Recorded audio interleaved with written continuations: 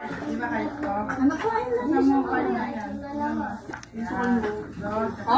connect the objects that have the same shape. Pagtatapat-tapatin natin yung mga object na magkapareho na shape. O halimbawa ito, yung pamaypay.